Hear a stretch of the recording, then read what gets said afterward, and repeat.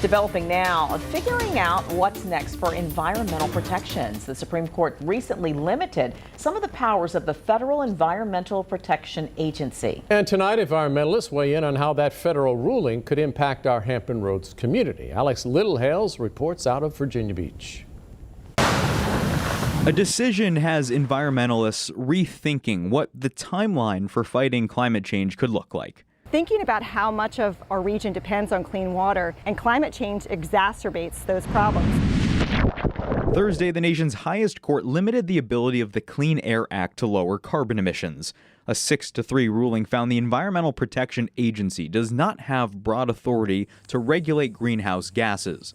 Christy Everett, Hampton Roads director for the Chesapeake Bay Foundation, says it's a federal decision with community impacts.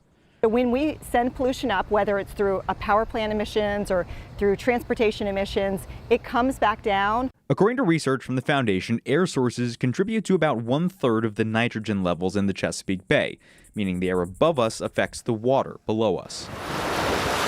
What this case speaks to is really how we can continue to reduce emissions.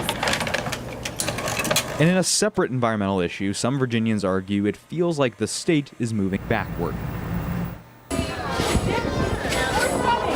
Friday afternoon, demonstrators like Charles Brown rallied outside the state capitol in opposition to Governor Glenn Youngkin's efforts to withdraw from the Regional Greenhouse Gas Initiative. Symbolizing that right now, the things that Youngkin is doing policy-wise is actually taking Virginians backwards. A sign that climate change is top of mind heading into the holiday weekend. Climate change makes that work harder for not only cleaning up the bay, but our region. In Virginia Beach, I'm Alex Littlehales for 13 News Now.